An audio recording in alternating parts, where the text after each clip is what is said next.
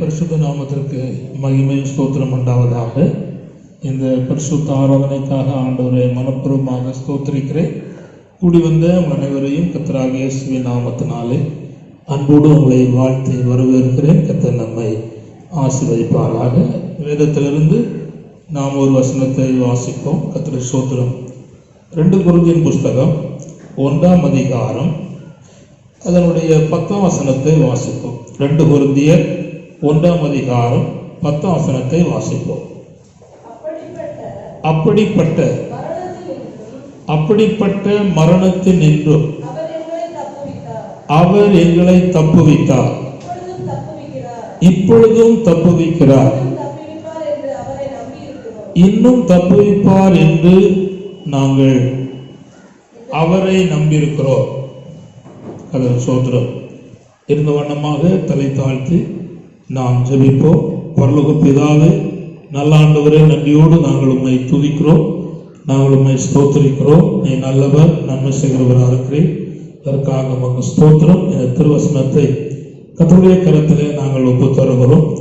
ஆண்டவர் இந்த வசனத்தை கொண்டு தேவன் எங்களோடும், ஆண்டவரே தூரத்திலும் சமீபத்திலும் கேட்டுக்கொண்டிருக்கிற கர்த்தருடைய பிள்ளைகளோடும் ஆண்டவர் பேசும். அவளை ஆசீர்வதியும், தொடர்ந்தும் நாமத்தை மகிமைப்படுத்தும். இயேசுவின் நாமத்தில் ஜெபிக்கிறோம் நல்ல பிதாவே, ஆமென். கர்த்தர் ஸ்தோத்திரம். அப்போஸ்தலனாகிய பவுல் இந்த கொரிந்தியருக்கு எழுதின 2ஆம் நிருபத்திலே அவர் இந்த 10ஆம் வசனத்தில் சொல்லுகிறார், அப்படிப்பட்ட மரணத்தில் நின்றும் அவர் எங்களை தப்புவித்தார், இப்பொழுதும் தப்புவிக்கிறார், இன்னமும் அவர் தப்புவிப்பார் என்று நாங்கள் அவரையே நம்பியிருக்கிறோம் என்று அவர் விசுவாச அறிக்கை செய்வதை பார்க்கிறோம். அதாவது இந்த வசனத்திலே 3 காலங்கள் கொடுக்கப்பட்டிருக்கிறது. தப்புவித்தார் கடந்த காலம், தப்புவிக்கிறார் நிகழ்காலம், இன்னமும் அவர் தப்புவிப்பார் என்று நாங்கள் அவரை நம்பியிருக்கிறோம். எதிர்காலத்திலே அங்கு சொல்லப்பட்டிருக்கிறதை நாம் பார்க்கிறோம். அது சொல்கிறோம். இந்த வசனத்தின் அடிப்படையில் அப்போஸ்தலனாகிய பவுல் என்னென்ன சூழ்நிலையின் நடுவில் அவர் இருந்தார் என்று நாம் பார்க்கும் பொழுது அவருக்கு பாடுகள் கடுமையாக பெருகி இருந்தது. லேசான பாடுகள் அல்ல, பயங்கரமான பாடுகள் அவருக்கு பெருகி இருந்ததை நாம் பார்க்கிறோம். பாடுகள் நடுவில் அவர் ஆண்டவரை நம்பி இருந்தார். அதோடு உபத்திரவம் 5ஆம் அதிகாரத்திலே பாடுகள் எங்களிடத்திலே பெருகி இருக்கிறது என்று அவர் சொல்லுகிறார். அதோடு 6ஆம் அதிகாரத்திலே நீங்கள் கவனித்தீர்களானால் உபத்திரவம் எங்களுக்கு இருக்கிறது என்பதை அவர் சொல்லுகிறார். கர்த்தர் ஸ்தோத்திரம். அதுக்கப்புறமாக நீங்கள் 8ஆம் வசனத்திலே வரும் பொழுது அவருக்கு மரணம் நேரிடும் என்கிற நிலைமை அவங்க உண்டாயிருக்கிறது. அதாவது இனி பிழைப்போம் என்ற நம்பிக்கை அற்று போகத்தக்கதாக பலத்துக்கு மிஞ்சின அதிக பாரம் வருத்தங்கள் எங்களுக்கு உண்டாயிருந்தது என்று அவர் சொல்வதை இங்கே நாம் பார்க்கிறோம். அப்படிப்பட்ட சூழல் நடுவில் அவர் அந்த வார்த்தை சொல்லுகிறதை நாம் கவனிக்கிறோம். கர்த்தர் ஸ்தோத்திரம். ஆண்டவராகிய இயேசு கிறிஸ்துவை அவர் எவ்விதமாய் நம்புகிறார், விசுவாசிக்கிறார் என்று நான் கவனிக்கும் பொழுது ஆண்டவர் இயேசு கிறிஸ்து தப்புவிக்கிறவர், தப்புவித்தார், இன்னும் தப்புவிப்பார் என்கிற அந்த விசுவாசத்தோடு அவர் அந்த காரியத்திலே அவர் காணப்படுகிறார் என்று நாம் கவனிக்கிறோம். கர்த்தர் ஸ்தோத்திரம்.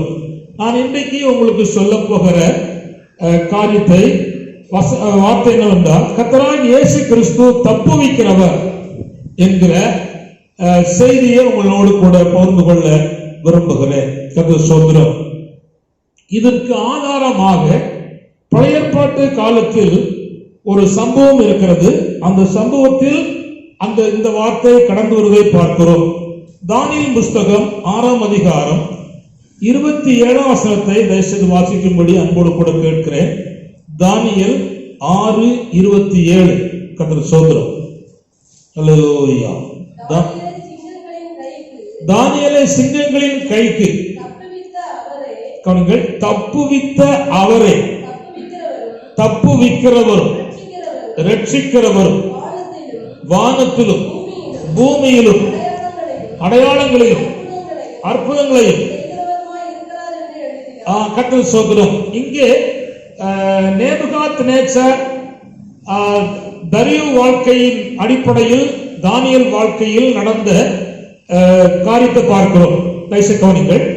4 ராஜாக்கள் காலத்தில், அதாவது ஃபர்ஸ்ட் நேபுகாத் நேச்சார், அப்புறம் அவருடைய மகனாகிய பெல்சாசார், அப்புறம் அதாவது ஆகாஷ் ராஜாவுடைய பையனாகிய அல்லது எஸ்தர் ராஜாத்தினுடைய மூத்த மகனாகிய தரியு, அதுக்கப்புறமாக தரியுக்கு பின்னால் வருகிற கோரேஸ்.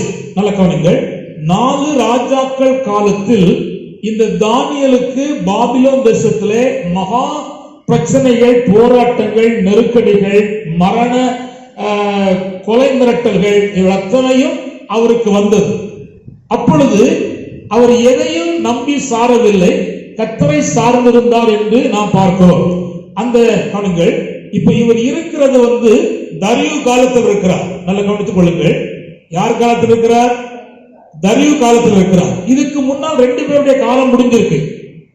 நேபுகாத் நேச்சர் காலமும் அவருடைய பையனாகிய பெல்சாசார் காலத்திலையும் முடிந்திருக்கிறது. அப்ப இதுக்கு முன்னால் நேபுகாத் நேச்சருடைய காலத்திலையும் பெல்சாசாருடைய காலத்திலையும் தானியேல் ஜீவியத்திலே பல போராட்டங்கள் வந்தது. கர்த்தர் ஸ்தோத்திரம். ஒருவன் தேறினவனாக அல்லது சரியான மனுஷனாக அவன் வாழ்ந்து காட்டுவதற்கான பரீட்சைகள், சோதனைகள், உபத்திரங்கள் வரும். நிச்சயமாய் தேவ மனுஷன் என்றால் கண்டிப்பாய் வரதான் செய்யும். அதில் எந்த விதமான மாற்றம் இல்லை. வராமல் இருக்க கூடாது என்பதை நான் திரும்ப சொல்ல விரும்புகிறேன். கண்டிப்பா வரும். ஆனா அதன் நடுவில் அந்த தரிவு காலத்திலே சம்பவித்த அந்த சூழ்நிலை நடுவில் என்ன சொல்லுகிறான் என்று நான் கவனிப்போமானால், வானத்திலும் பூமியிலும் ரட்சிக்கிறவரும் தப்புவிக்கிறவரும் ஆகிய இந்த தேவனை போல வேறொரு தேவன் இல்லை என்பதை அந்த தரிவு ராஜா மற்றவர்களுக்கு சொல்லி மேன்மைப்படுத்துகிறான். இது தானியேல் சொல்லுகிற வார்த்தை இல்லை, தரிவு ராஜா சொல்லுகிற வார்த்தை. யாரு? தானியேலை தப்புவிக்கிறவரும் ரட்சிக்கிறவரும் அவரை போல வானத்திலும் பூமியிலும் அடையாளம் செய்கிறவரும் வேறு ஒரு தேவன் இல்லை என்று சொல்லுகிறது யாரு? தரியு ராஜா. 3வது ராஜா சொல்லுகிறார். இந்த 2 ராஜா போயிட்டான். யாரெல்லாம்? நேபுகாத் நேச்சர் போயிட்டார், பெல்சாசார் போயிட்டாருன்னா பூமியை விட்டே போயிட்டாங்க. நீங்க என்னமோ வீட்டுல உட்கார்ந்துருக்கான்னு நினைக்காங்க, போயிட்டாங்க. அப்புறம் தரியு இருக்கிறான். தரியு காலத்துல தான் இந்த தேவன் தப்பு வைத்தார். யார? தானியேலை. எதுக்கு தப்பு வைத்தார்? சிங்கத்தின் கைக்கும் சிங்கத்தினுடைய கொலைக்கும் தப்பு வைத்தார். நல்ல கவனிங்கள். இப்போ அதுக்கப்புறம் ராஜா வருகிறான். தரியு போனவர்களோடு யார் வரா? கோரேஸ் வருகிறார். இந்த கோரேஸ் காலத்திலையும் இந்த தானியேலை தேவன் தப்பு வைத்தார். சொல்லலேலூயா, சொல்லலேலூயா. திரும்ப சொல்லுகிறேன். இதுக்கு முன்னாளுக்கு முன்னால் அப்படி சொல்ல போற தமிழ்நாட்டு சொல்லுவோம், அடுத்த பக்கம் வேண்டாம். தமிழ்நாட்டில் இதுக்கு முன்னால் ஜெயலலிதா அம்மா இருந்தாங்க. அவங்க காலத்திலையும் கர்த்தராகிய இயேசு கிறிஸ்து நம்மளை தப்பு வைத்தார். அப்புறம் எடப்பாடி காலம் வந்துச்சு. எடப்பாடி காலத்திலேயும் நம்மை தப்பு வைத்து யாரு? கர்த்தர். ரைட், கர்த்தர் சொல்றார். இப்போது கலைஞருடைய மகனாகிய மு.க. ஸ்டாலினுடைய காலத்தில் இருந்து கொண்டிருக்கிறோம். இப்போ நம்ம தப்பு வைக்க யாரு? கர்த்தர். ரைட். இதுக்கு முன்னால் நல்ல கவனித்துக் கொள்ளுங்கள். இதுக்கு முன்னால் நாட்டின் பிரதமராக இருந்த அவருடைய காலத்தில் நம்ம தப்பித்து யாரு? கர்த்தராகிய இயேசு கிறிஸ்து. இப்பொழுது நம்ம ஐயா மோடி ஐயா இருக்கிறார், கர்த்தர் சொல்றார். அவருடைய காலத்தில் தப்பித்து யாரு? கர்த்தர். நல்ல கவனித்துக் கொள்ளுங்கள். எல்லா காலத்திலையும் யார் ஆண்டாலோ ஆளவில்லையோ, அவங்க எப்படி இருந்தாலும் எப்படி இல்லாவிட்டாலோ, அவர்கள் என்ன காரியங்கள் செய்தாலும் செய்யாவிட்டாலோ நம்ம தப்பு வைக்கிறவர் யார் என்றால் நம்முடைய கர்த்தராகிய இயேசு கிறிஸ்து. அது நல்ல தெளிவாக மனதளவில் இருக்கணும். சரி, இப்பொழுது கடுமையான உலகம் எங்கும் பயங்கரமான சூழ்நிலைகள், பிரச்சனைகள், ஒரே ஒரு கொள்ளை நோய் பயங்கரமாய் ஆங்காங்கே பெருகி வருகிற காலம் இருக்கிற சோதனை. ஹல்லேலூயா. சரி, திரும்ப சொல்றேன். ஃபர்ஸ்ட் அலைக்கு தேவன் கொரோனா, கோவிட்-19க்கு முதல் அலைக்கு தேவன் நம்ம இயேசு கிறிஸ்து செய்தார், தப்புவித்தார். கடந்த காலம் குட், கர்த்தர் ஸ்தோத்திரம். 2ஆம் அலைக்கும் தப்புவித்தார். இப்ப 3ஆம் மலை வருகிறது என்று சொல்லுகிறார்கள். சொல்லட்டும், எது சொல்லட்டும், அதுக்கும் கர்த்தராகிய இயேசு கிறிஸ்து என்ன செய்வார்? சத்தமா சொல்லுங்க, தப்புவிப்பார். குட், கர்த்தர் ஸ்தோத்திரம். கவனிங்க, எந்த சூழ்நிலையிலும் யாரு எது சொல்லட்டும், அது வரட்டும் போகட்டும், அதை பற்றி நம்ம பிரச்சனை இல்லை. என்ன சூழ்நிலையானாலும் நம்முடைய கர்த்தராகிய இயேசு கிறிஸ்து நம்மை தப்புவிக்க வல்லவர். அல்லேலூயா, கர்த்தர் ஸ்தோத்திரம். இப்ப நல்லா கவனித்துக் கொள்ளுங்க, என்ன காரியத்துக்கு இந்த அப்போஸ்தலனாகிய பவுலும் தானியேலும் அவர்கள் முறையிட்டார் என்பதற்கு நான் தானியேல் வாழ்க்கையில 3 சம்பவத்தை சுருக்கமாக உங்கள் நினைப்பூட்டி விட்டு நல்ல கவனிங்கள். இத போக நம்முடைய வாழ்க்கையில் 4 காரியம் பயங்கரமாய் போராடுகிறது. நீங்க போடுகிற மாசு ஒரு பக்கம் உங்களை போராடுகிறது, மாசு போட்டாலும் போராடுகிறது. அடுத்தது, ஃபர்ஸ்ட் ஊசி போட்டாங்க கோவிடுக்கு, 2ஆம் ஊசி போட்டாங்க கோவிடுக்கு, அப்பவும் கொரோனா வந்திருக்கு.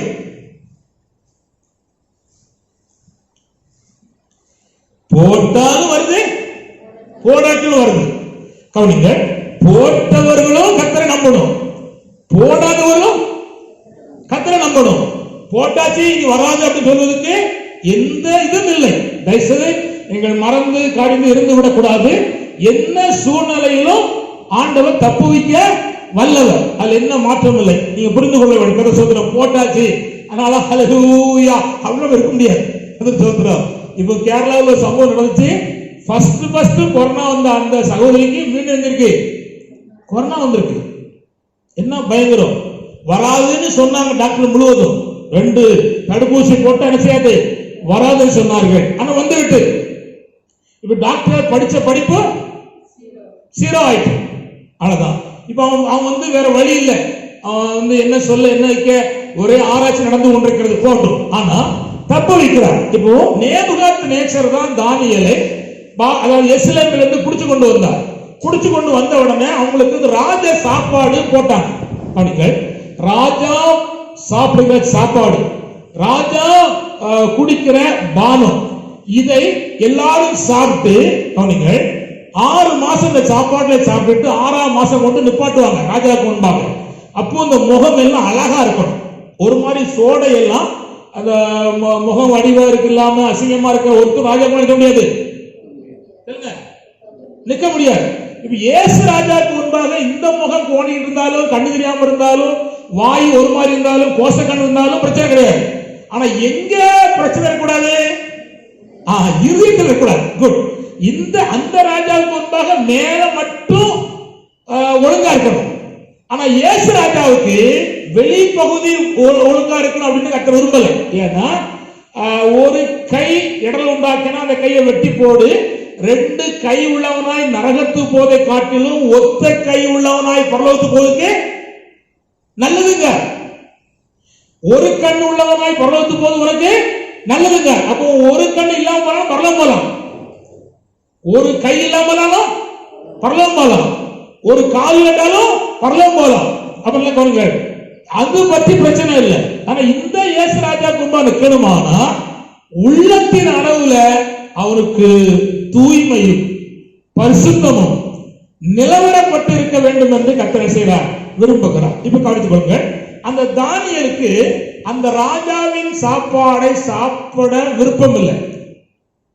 ஏனென்றால் அங்கே அது தேவனுக்கு பிரியமில்லாத காரியங்கள் அந்த ராஜ போஜனத்தில் இருக்கு. அதனால அவர் என்ன பண்ணிட்டார், இது வேண்டாம் சொல்லிட்டார். அப்போ அந்த இந்த எல்லாருக்கும் சேர்ந்த ஒரு பிரதானி இருப்பான். அந்த பிரதானி வந்து இவனை சரியா வளர்க்கலன்னா யார் தலை போகும்னா தானியும் தலை போவாது, அந்த பிரதான தலையை வாங்கிடுவான்.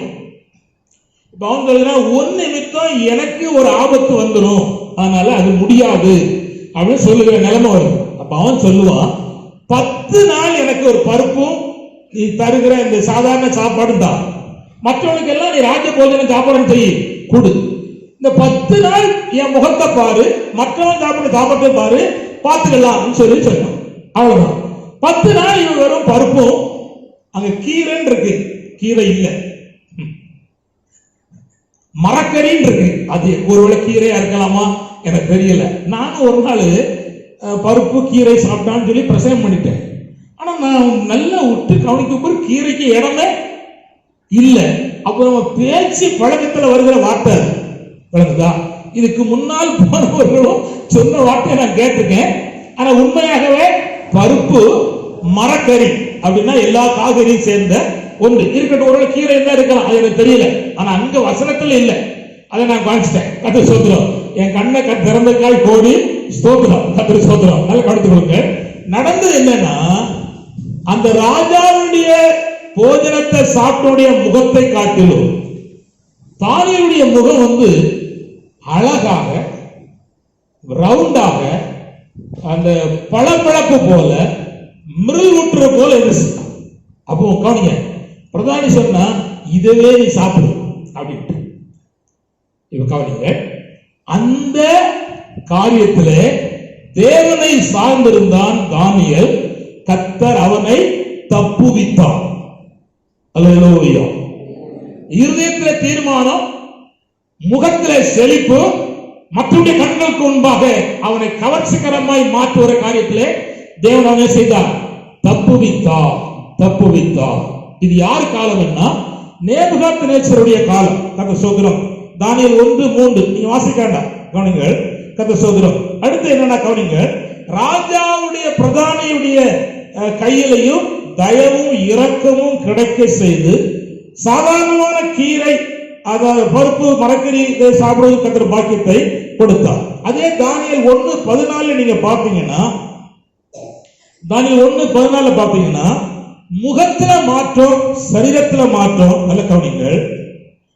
சகல எழுத்துகளிலும் ஞானத்திலும் அறிவிலும் சமாத்தியத்திலும் தேவன் அவனுக்கு மேன்மையான காரியத்தை கொடுத்தார். அதோடு கூட மாத்திரமல்ல, தரிசனம் சொப்பனம் இவர்களிலே அறியும் அறிவை கற்றுக் கொடுத்தார். கவனிங்கள், ஒரே ஒரு காரியத்துக்கு தீர்மானம் உள்ளவராய் இருதயத்தில் இருந்த போது 8 காரியத்தை தேவன் பிளஸ் பண்ணி கொடுத்தார். தம்பி, சகோதரனே, நான் சொல்லுகிறேன், நீ உலகத்தில் பாடுபட்டா 2 மடங்கு தான் உனக்கு ஆசீர்வாதம் உண்டாகும். ஆனால் தேவனுக்காக உன்னையும் சரியத்தையும் தீட்டுப்படுத்தாமல் காத்துக்கொண்டால் தேவன் 7 மடங்கு உன்னுடைய வாழ்க்கையை ஆசீர்வதித்து கர்த்தர் உயர்த்துவதை நான் தானியேலுடைய ஜீவியத்தில் பார்க்கிறேன். என் ஆண்டவர் அன்றும் ஜீவிக்கிறார், இன்றும் ஜீவிக்கிறார், இன்னும் அவர் ஜீவித்துக் கொண்டிருக்கிறார். நீ வாழ்க்கையில் ஜெயிப்பதற்கு தேவன் தருகிற ஒரு பெரிய பாக்கியம். இரண்டாவது கவனிங்கள், இது தப்புவித்தா. கடந்த காலம், கடந்த காலத்தில் இன்னொரு சம்பவத்தை சொல்ல விரும்புகிறேன். தானியேல் 2:13. தானியேல் 2:13 அது நேபுகாத்நேச்சர் காலம் தான். சீக்கிரம் திரும்ப வாசிங்க. அதாவது ஞானிகளை கொலை செய்ய வேண்டும் என்ற கட்டளை வெளிப்பட்ட போது தானியேலையும் கர்த்தர் ஸ்தோத்திரம், யாரை கொலை செய்ய தேடினாங்க? தானியேலையும் அவனுடைய கூட பிறந்த சகோதரர், கூட இருக்கிற சகோதரர்களையும் கொலை செய்ய தேடினாங்க. இப்போ இந்த கொலைக்கு நியமிக்கப்பட்ட தானியேலை நேபுகாத்நேச்சருடைய கைக்கு ஆண்டவர் செய்கிறார், தப்பு வைக்கிறார். நான் சொல்லுவது அக்னி சூளைக்கு இல்ல, அது வேற, அந்த சப்ஜெக்டே வேற. இப்பொழுது அவன் கண்ட அந்த சிலைக்கு அர்த்தமும் சொப்பனத்தையும் சொல்லணும். கல்தேயர், சோசியர், தேசத்தினுடைய மக்கள் ஒருவரால் சொல்ல முடியவில்லை. நல்லா கவனித்துக் கொள்ளுங்கள். அப்பேற்பட்ட காலத்தில் நடந்தது என்னன்னா, இப்போ இவன் சொன்னா நான் சொல்லலாம், நீ ராஜாட்ட கொண்டு நிப்பாட்ட அப்படின்ட்டான். இப்ப நேபுகாத்நேச்சருக்கு முன்பாக கொண்டு தானியேல் நிப்பாட்டி இருக்கு. கவனிங்க, ஏற்கனவே தானியேலை பார்த்துட்டார். இப்போ இதுக்கு அர்த்தம் சொல்வதற்காக நிப்பாட்டி இருக்கு. இப்போ தேவன் தம்முடைய பிள்ளையை ஸ்டெப் பை ஸ்டெப்பையா உயர்த்துகிறார். யாருக்கு முன்னால? அற்பமாய் எண்ணுகிற நேபுகாத்நேச்சருக்கு முன்னால, அருவருப்பாய் எண்ணுகிற, அடிமைப்படுத்தி வைத்திருக்கிற நேபுகாத்நேச்சருக்கு முன்பாக தேவன் தன்னுடைய பிள்ளை யார் என்பதை நிரூபிக்கும்படியாக கர்த்தர் ஒரு வேலை செய்து கொண்டே வருகிறார். இவ்வார்த்தை கேட்கிற உங்களுக்கு நான் சொல்ல விரும்புகிறேன், மனுஷனுக்கு முன்பாக நீங்கள் அற்பமா எண்ணப்படலாம், 4 பேர் உங்களை கேள்விப்பட்டு சிரிக்கலாம்.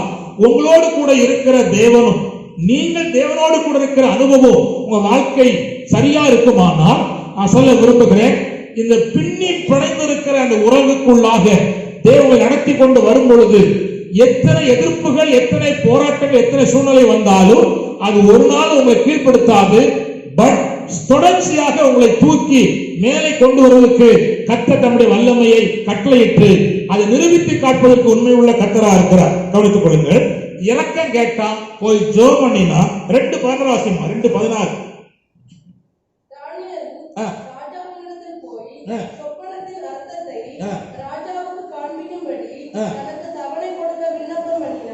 தவணை கொடுக்க விண்ணப்பம் பண்ணினான். இப்ப டைரக்டா சொல்றான். கவனிங்க, ராஜாவுக்கு நிம்மதி உண்டாயிட்டு. என்ன சொல்லிட்டான்? கவனிங்க, கவலைப்படாம ராஜா, சொப்பனத்தை நான் சொல்லலாம், அர்த்தம் சொல்லலாம், அதனால கொஞ்சம் தவணை தாங்க. உடனே சட்டு புட்டுன்னு கொலை செஞ்சுறாங்க. கொஞ்சம் பொறுமையா இருங்கன்னு சொல்லி தவணை கேட்டான். தவணை கேட்டுட்டு தேவனிடத்துல போறான். தேவனிடத்துல போய் ஜெபம் பண்ணினா ராக்காலமே, இன்னொரு நாள் இல்ல, ராத்திரியிலே தேவன் சொப்பனத்தையும் அர்த்தத்தையும் அதற்குள் மறைந்திருக்கிற சத்தியத்தையும் நித்தியத்தையும் தெளிவாக தானியேல் கர்த்தர் சொல்லிக் கொடுத்தார். வந்தா மறுநாள் தானியேல் ராஜாகுமார் நிப்பாட்டினா சொல்லிட்டான், அந்த தலை நீரே அப்படின்னா. கர்த்தர் ஸ்தோத்திரம். அதாவது அருமையான கர்த்தர் ஸ்தோத்திரம். நாத்தான்வே தாவீது சொன்னது, அந்த ஆட்டை கொன்னவன் யார் அப்படின்னு கேட்ட போது அது நீயே அப்படின்னு சொன்ன மாதிரி தானியேல் சொன்ன வார்த்தை, அந்த தலை பொன் நீரே அப்படின்னு சொன்னான். உமக்கு பின்னால வருகிறவன் வேற ஆள் வரும் என்று சொல்லி தெளிவா சொன்னான்.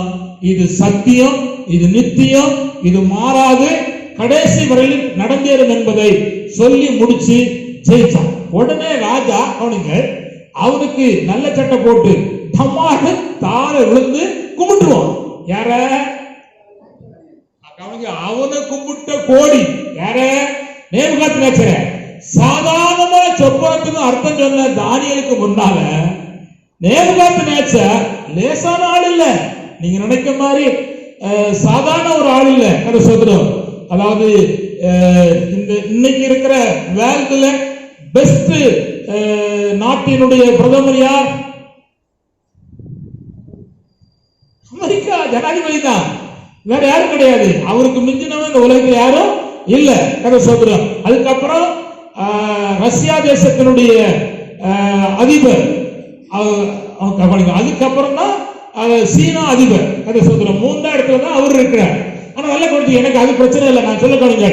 அதை காட்டிலும் மேன்மை வாய்ந்த நேபுகாத்நேச்சர் தானியேலுக்கு முன்பாக பொத்துன்னு விழுந்துட்டான். உடனே தானியேல் சொன்னான், உன் பொருள் வேண்டாம், உன் உபசரிக்க வேண்டாம், ஒண்ணு வேண்டாம், என்னைய கும்பிடாது. நான் உன்ன போல ஒரு வேலைக்காரன், என்னைய கும்பிடாது. யார கும்பிடு? ஜீவனுள்ள தேவனை கும்பிடு என்று தன்னை விலக்கி கொண்டான். நல்லா கவனித்துக் கொள்ளுங்க. இப்பொழுது கவனிங்க, 2ஆம் கட்டத்தில் தேவன் தப்பு வைத்தார். இதுல கொலையில் இருந்து தேவனாய் ஆண்டவர் அவனை தப்பு வைத்தார். சோதரம், நான் அடுத்து சொல்ல விரும்புகிறேன். தானியேல் 5ஆம் அதிகாரம் 11 வாசிப்போம். தானியேல் 5:11 சீக்கிரம். தானியேல் 5:11.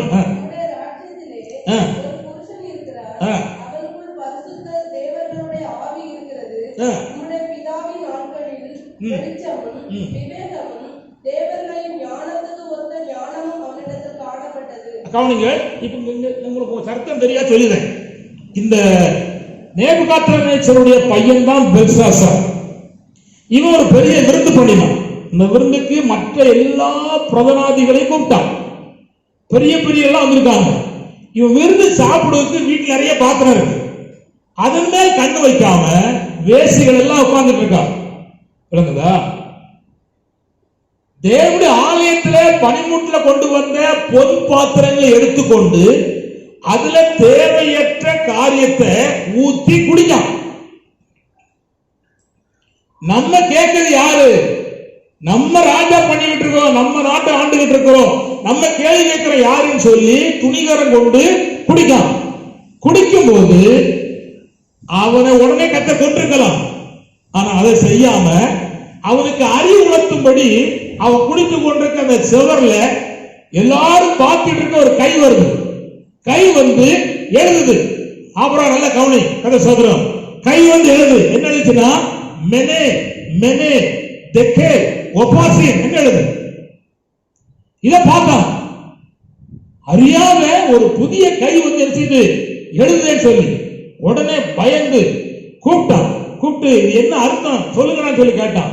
எவனுக்கு அர்த்தம் தெரியும்? எழுதுன பாச யூத பாச, அதனால அர்த்தம் புரியாது. கர்த்தருக்கு ஸ்தோத்திரம். அங்க இருக்க பூரா கல்தைய, ஒருவனுக்கும் பாசம் தெரியாது, ஒண்ணும் தெரியாது. பார்த்தான், படிச்சான், போயிட்ட ஒண்ணும் தெரியலன்னு போயிட்டான். விட மாட்டேன்னு கேட்டான். உங்களுக்கு சாப்பாடு நேரம் வைக்க விட மாட்டேன்னு சொல்லி இப்படி பிரச்சனை ஆயிட்டு இருக்கும் போது உள்ள கலக்கம், வேதனை. அப்போ இவனுடைய மனைவி யாரு? பெல்சாசுடைய மனைவி. ஆனா உள்ள வரல, கெட்டிக்காரி ராசாத்தி. இவன் துன்மார்க்கத்துக்கு உடம்படல.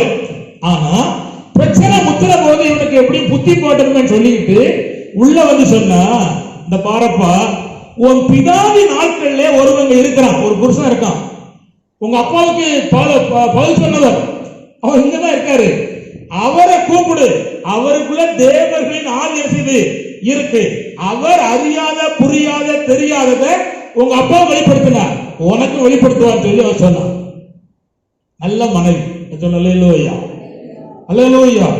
குடும்பத்தினுடைய கலக்கத்தை, புருஷனுடைய பலவீனத்தை, பல புருஷனுடைய வாழ்க்கையில தேவையான காரியத்தை கரெக்டா சொல்லி கொடுத்து அவ அதை மனசுல வச்சுட்டு இருக்கா பாருங்க. கெட்டிக்காரி இல்ல.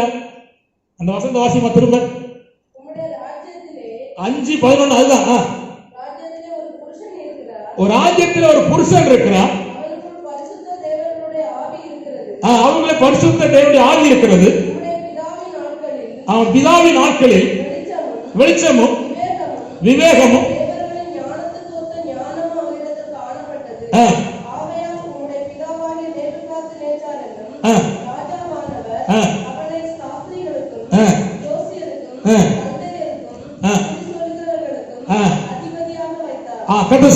அதிபதியாக வைத்தார். 19ஆம் வசனத்தை நீங்க படிச்சீங்கன்னா ஒரு தெளிவா இருக்கு. கடசோதரம் 19 வாசிமா.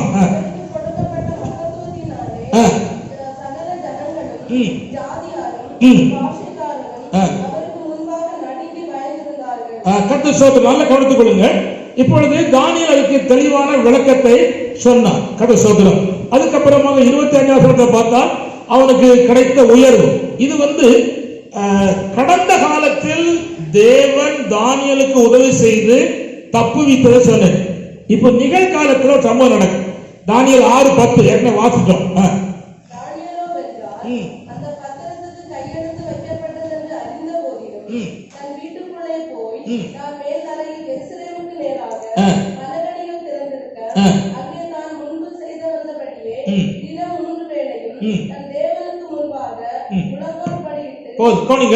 ஜெபத்துக்கு வந்த தடையிலே நிகழ்காலத்தில் தேவன் அவனை தப்பி போப்பார் என்று நம்பி அவன் காத்திருந்தான்.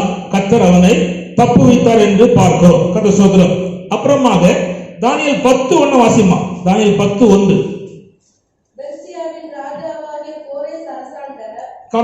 பெர்சியனாகிய ராஜாவாகிய கோரேஸ், இது 4வது ராஜா. கோரேஸ் அரசாண்ட காலத்தில்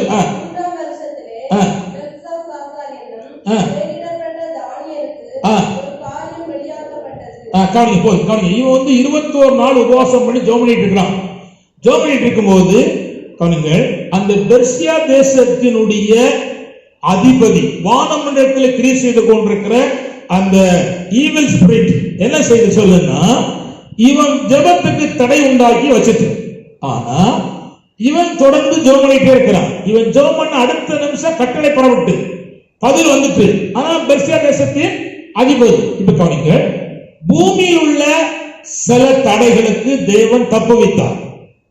இப்போ ஏன் தப்புவிக்கிறார்? மேலிருந்து வருகிற உத்தரவு வரவிடாமல் தடை செய்வதற்கு பெர்சியா தேசத்தின் அதிபதியாகிய பொல்லாதவன் 21 நாள் அந்த ஜெபத்தை என்ன செய்தான்? தடுத்து வைத்திருந்தார். ஆகிலும் எதிர்காலத்துல தேவன் அதை என்ன செய்தார்? தப்புவித்தார் என்று நாம் பார்க்கிறோம். 10:13 வாசிமா. 10:13.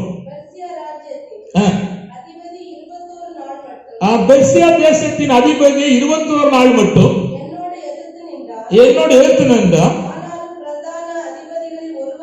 அதாவது மிகாவேல் அதிபதி வருகிறது காப்பிடவே மிகாவேல் எனக்கு உதவியாக வந்தார்.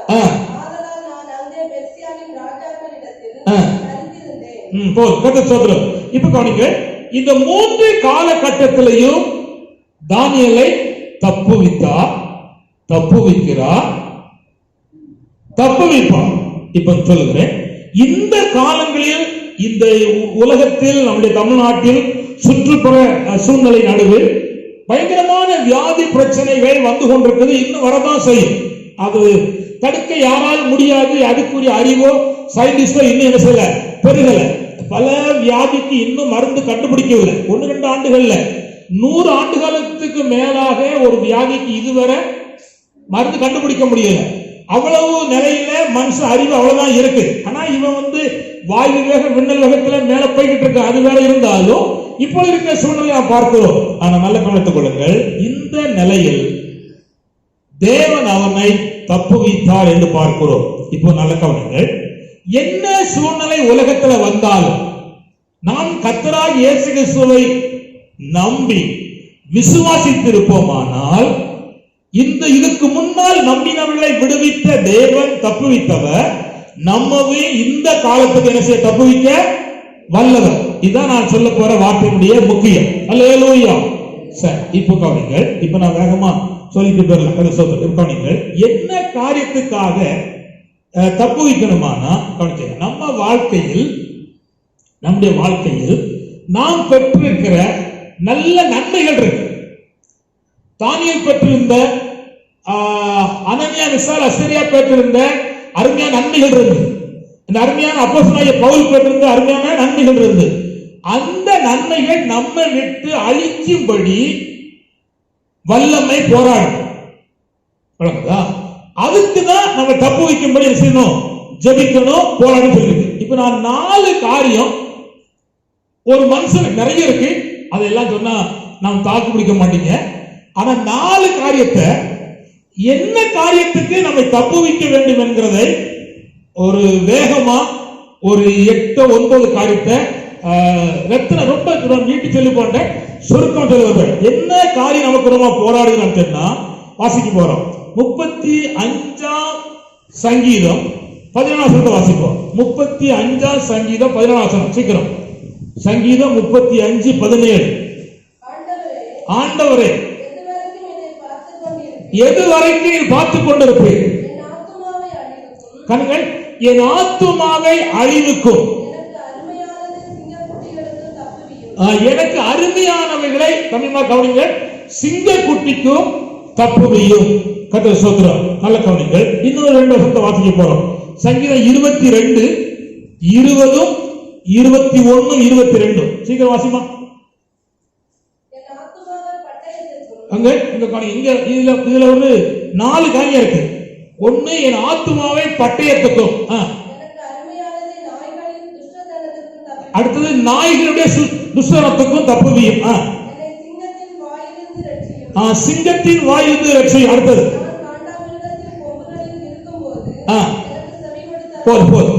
கவனிங்க தமிழ்மா கவனிங்க. 4 காரியம் நமக்கு உரமாய் போராடுவது. ஒன்று பட்டயம், அப்படின்னா அருவா, அதான் வாள் போராடு. சீக்கிரம் கொண்டு ஆளை சீக்கிரம் மண்ணில் போட்டு மூடிடணும். ஒரு 80 வருஷம் வாழ வேண்டிய ஆளை 60 வயசுல மூடிடணும். பட்டயம் வேலை செய்யுது. சங்காரம் பட்டயம் வேலை செய்யுது. அடுத்தது என்னன்னா சிங்கம் அப்படின்னா ஒரு பொல்லாத கிரியைக்கு அடையாளமா இருக்கிறது. அடுத்தது நாய் அப்படின்னா என்ன அர்த்தம்? பின்மாற்றம், கக்கினதை திங்கும் நாய். அடுத்தது காண்டாமிருகத்தின் கொம்புக்கும் அப்படின்னா கவனிங்கள், பொல்லாதனுடைய ஆயுதம். இது ஆவிக்குரிய காரியத்துக்கும் வரும்.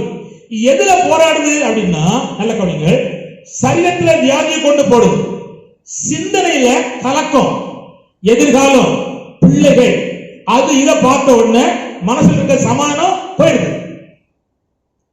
அதையுமே பார்த்தா போயிடும். நல்ல கவனிங்க, நல்ல ஊழியக்காரன் ஒருவர் இருக்கான் வேதத்துல, பெரிய ஆளு. ஆனா அவன் ஒரு நாள் கேட்டான், அவன் மனசுல வர வேண்டிய நீர் தானா வர காத்திருக்குமான்னு கேட்டான். விளங்குதா? விரியன் பாம்பு குட்டிகளேன்னு கேட்டவர் ஆனா இப்ப என்ன செஞ்சாரு? சோர்ந்து போயிட்டார், தளர்ந்துட்டார். அதனால நான் புரிந்து கொள்ள வேண்டிய என்னன்னா, இந்த 4 கிரியைக்கும் தேவன் நம்மை தப்பு வைக்கிறார். எதுக்குன்னா அருமையானவைகள். என்னது? கனவா சொல்லுங்க. உங்களுக்குள்ள சில காரியம் அருமையானவர்கள் இருக்கு. எப்படி இருக்குன்னு நான் வேகமா சொல்லியிருந்தேன், புரிஞ்சுக்காங்க. ஆத்தும மீட்பு அருமை. வாசிக்க போறேன். சோதனம் வாசிங்கள். 49ஆம் சங்கீதம் 9ஆம் வசனம்.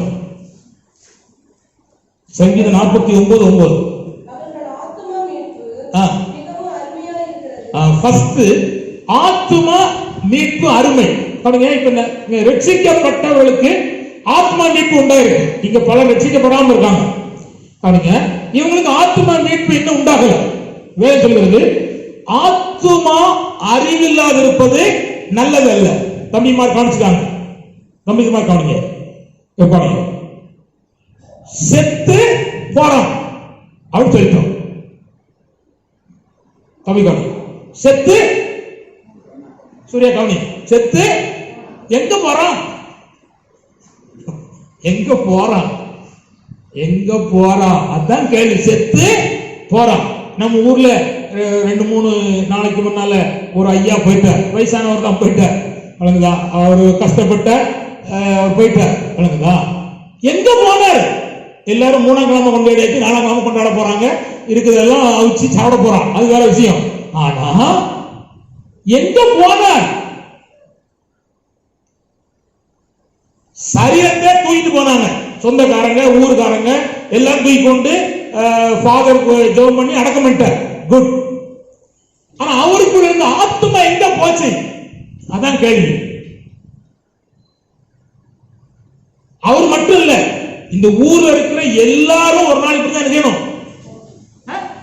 போகணும். குட். வேற வழியே கிடையாது. போய்தான் இல்ல, போக முடியாது, என்ன பெரிய ஆளு அப்படின்னு சொன்னா நடக்காது. அவ்வளவுதான். அதெல்லாம் போய்தான்.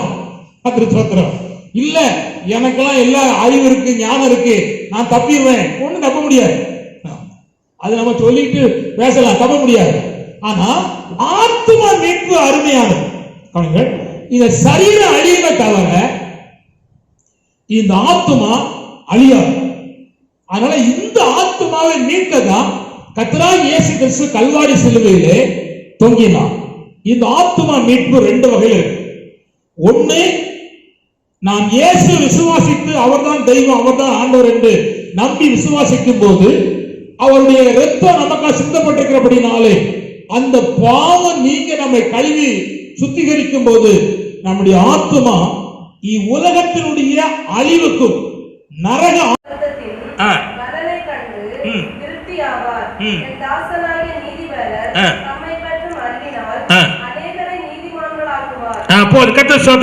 ஆத்மா சரிப்படுத்த அப்படியே லைன்ல ஓடிட்டு கீழே உள்ளது. எடுக்கையே தவிர சரிப்படுத்தவே மாட்டுங்க. கட் பண்ணாத, கட் பண்ணது இருக்கு, கேமராவில் இருக்கு.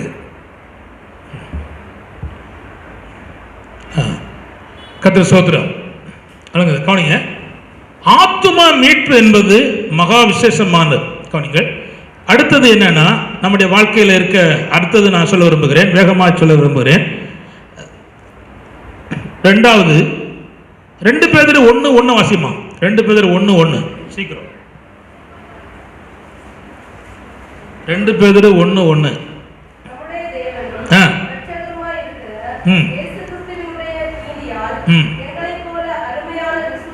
கவனிங்கள், எங்களை போல அருமையான விசுவாசம். கவனிங்க, அடுத்த அருமையான என்னன்னா விசுவாசம். நல்ல கவனிங்கள், விசுவாசம். ஃபர்ஸ்ட் ஆத்ம மீட்பு அருமையானது. 2வது விசுவாசம், அருமையான விசுவாசம். வேகமா சொல்லிடுவேன், கவலைப்படாத. கர்த்தர் ஸ்தோத்திரம். அடுத்தது சங்கீதம் 36:7. சங்கீதம் 36:7 சீக்கிரம். போதும். கவனிங்க, உங்களுடைய கிருபை எவ்வளவு அருமையானது. 2வது அருமையான என்னன்னா தேவ கிருபை. கர்த்தர் ஸ்தோத்திரம். இந்த கிருபை நம்முடைய வாழ்க்கையில் நம்மை எல்லா தீங்குக்கும் எல்லா சூழ்நிலைக்கும் நம்ம விலக்கி மீட்கிறது. ஃபர்ஸ்ட் ஆத்மா மீட்பு அருமையானது. இரண்டாவது அருமையான விசுவாசம், மூன்றாவது நம்முடைய வாழ்க்கையில் இருக்கிறது இதை பாதுகாக்கிற தேவ கிருபை. கிருபை, இந்த கிருபை நமக்கு இருந்தால்தான் நம்முடைய சிங்காசனம் நிலைப்படும். இந்த கிருபை இருந்தால்தான் நிகழ்காலம், சூழ்நிலைகள், எதிர்காலம், எல்லா காலத்துக்கும் தேவன் நம்ம என்ன செய்கிறார்னா விலைக்கு மீட்கிறார். சோத்திரம். ஹல்லேலூயா, ஹல்லேலூயா. கவனிங்கள், இந்த அடுத்த வேகமா சொல்லிவிடுது. கதை சோத்திரம் வாசிக்க போகிறோம். வாசிப்போம். சங்கீதம் இல்ல நீதிமொழிகள் 4:13. நீதிமொழிகள் 4:13.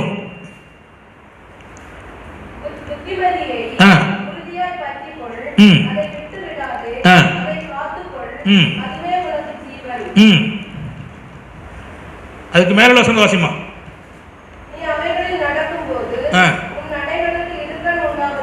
நீதிமொழிகள் 4:3.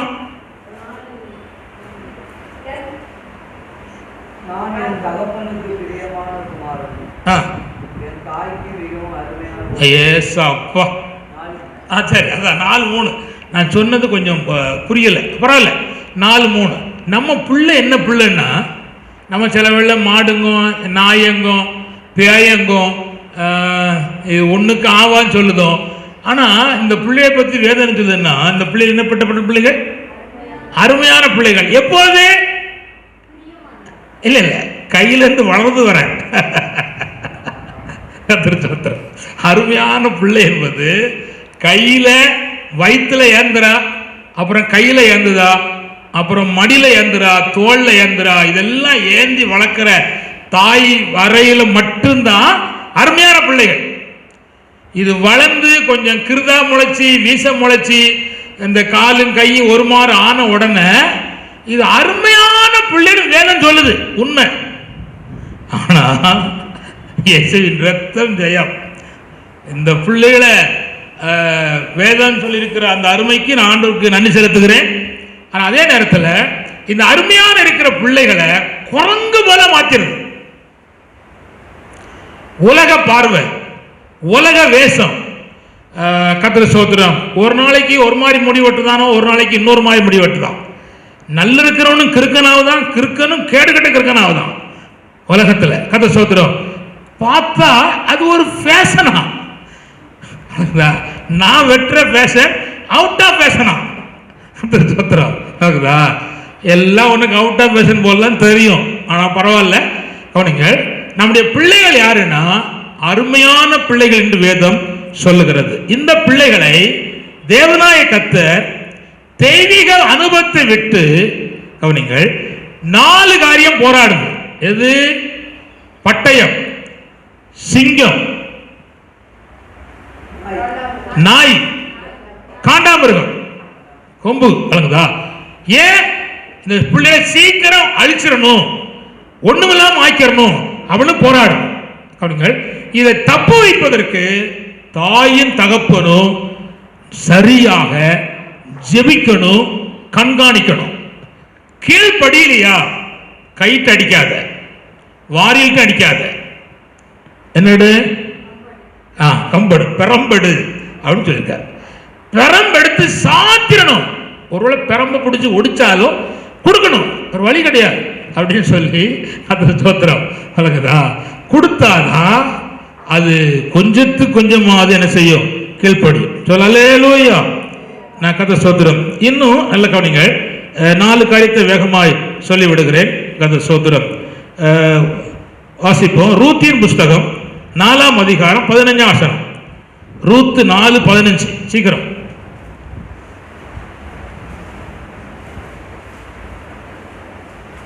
Ruth 4:15.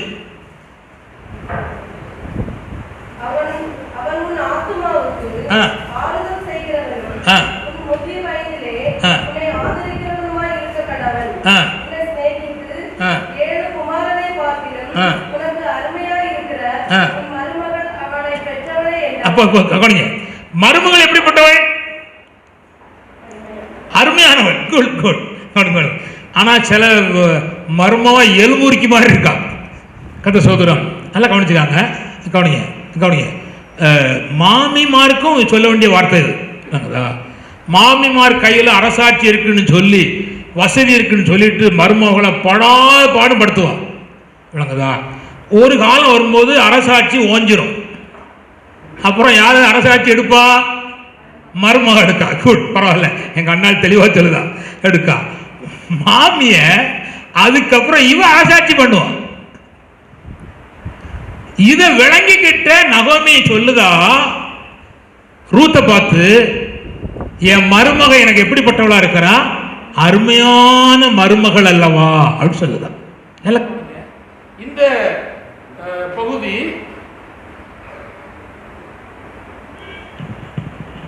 Praise the Lord. Hallelujah.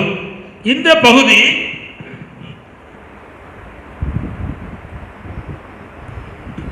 இந்த பகுதியில் நாம் புரிந்து கொள்ள வேண்டிய என்னன்னா, ஒரு குடும்பத்தில் உண்மையாகவே தேவனாகிய கர்த்தர் வச்சிருக்கிற அந்த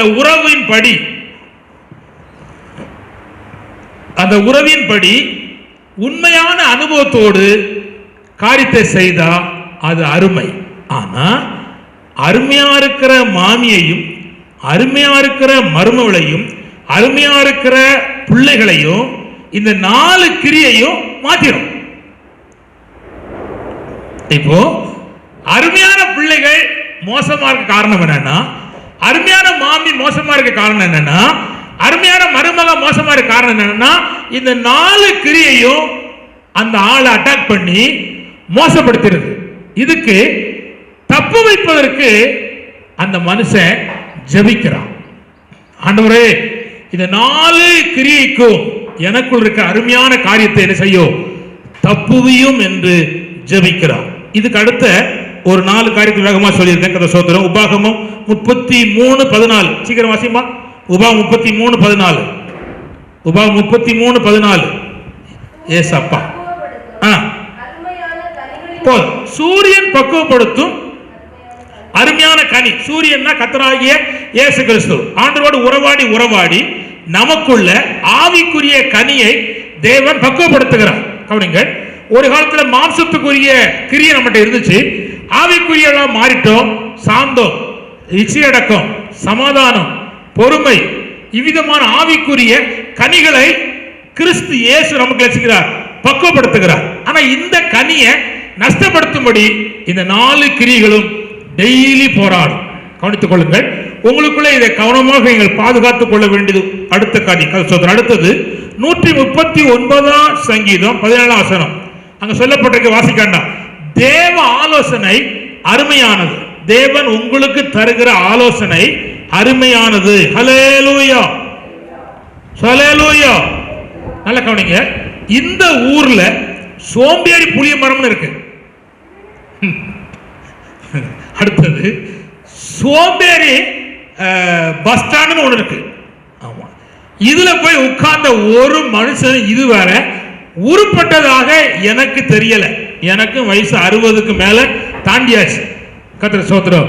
எனக்கு விவரம் தெரிஞ்ச 7 வயசுல இருந்து நான் பார்த்துட்டு இருக்கிறேன். இந்த ரெட்டை புளிய மரத்திலும் ஒத்த புளிய மரத்திலையும் இந்த பஸ் ஸ்டாண்ட்லயே உட்கார்ந்த ஒருவரும் இந்த ஊர்ல உருப்பட்டதாக நான் பார்க்கல. தயவுசெய்து கவனித்துக் கொள்ளுங்க.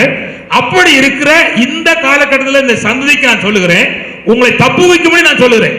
அதே ஸ்தானத்துக்கு நீ போய் உட்கார்ந்தனா அவ்வளவுதான். உன்னை கேடு கெடுக்கு பண்ணி தீர்ணிக்கிறா போயிடும். இப்ப கவனிங்க, இந்த 4 காரியம் என்ன செய்யணும்னா, சாப்பிடு, உறங்கு, வேலை செய்யாத, வீண் பேச்சு பேசு அப்படின்னு வைக்க. இது வேதத்துக்கு ஒத்து வராது. ஆண்டவர் சொல்றார், வேலை செய்யாம சாப்பிடாத. இது தேவ ஆலோசனை. அதிகாலை தேவனை தேடு, வேதத்தை வாசி. இந்த தெய்வீகமான அந்த ஆராதனைக்கு, ஞாயிற்றுக்கிழமை ஆராதனைக்கு நேரத்தோடு வா. இது தேவனுடைய காரியம். சில சபைக்குழுவில் விட்டு விடுவது போல விட்டு விடாதே. பொல்லாத காரியத்துக்கு பல மணி நேரம் செலவழிக்கிற, ஆனா கர்த்தருடைய ஞாயிற்றுக்கிழமை ஆராதனைக்கு ஒரு 3 மணி நேரம் செலவழிப்பது உனக்கு எனக்கு மனம் இல்லை, கால் வரமாட்டுக்கு. கர்த்தர் ஸ்தோத்திரம். இது என்னன்னா, இந்த 4 ஆவின் கிரியைகள் உன்னை பிடித்து வைத்திருக்கிறது. இந்த பிடித்து வைக்கப்பட்டிருக்கிற இந்த கண்ணி தெரிக்கும்படிதான் நாங்கள் போராடுகிறோம். ஹல்லேலூயா, ஹல்லேலூயா. அப்போ தேவ ஆலோசனையை நாம் தள்ளி விடவே கூடாது. அது அருமையானது. அடுத்த 2 வேகமா சொல்லியிருந்தேன். கதை சோதரம் நீதிமொழிகள் 12:17. சீக்கிரம் வாசிமா. நீதிமொழிகள் 12:17.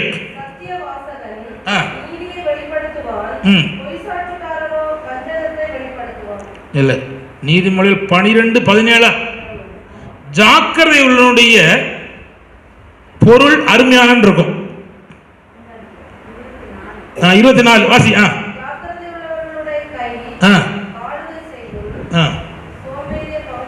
இல்ல இல்ல கதை சோத்து வாசிக்கா சொல்லி காணுங்க. 27 வாசி.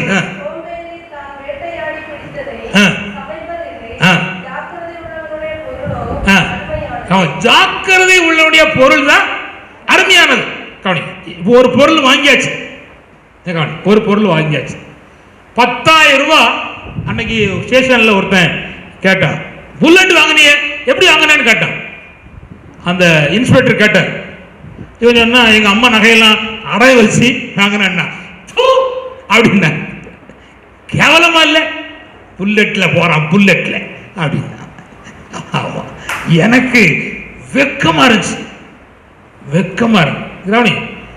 கத்திர சோத்திரம். இவங்களும் ஒரு பேண்ட் ஒரு சட்டை முடிய மேல மாதிரி இழுத்து விட்டுட்டு போகுது. எனக்குதா உழைச்சி வாங்க ஒரு பொடி சோத்துக்கு வழி இல்லை. எவனோ கஷ்டப்பாடு பட்டு தாத்தா பாட்டி போட்ட நகையை வாங்கி அடை வச்சு வாங்கியிருக்காவ புல்லட். கத்திர சோத்திரம். எனக்குதா அவ கேட்டானே கேள்வி, எனக்கோ வெக்கமா இருந்து. கத்திர சோத்திரம்.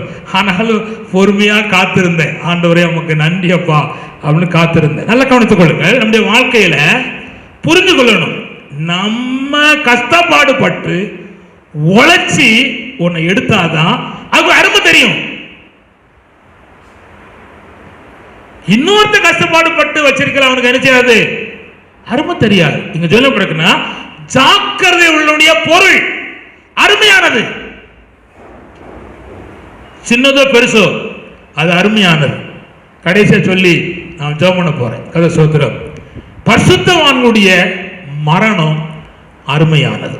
அல்லேலூயா, அல்லேலூயா. 116 சங்கீதம் 15 வசனம்.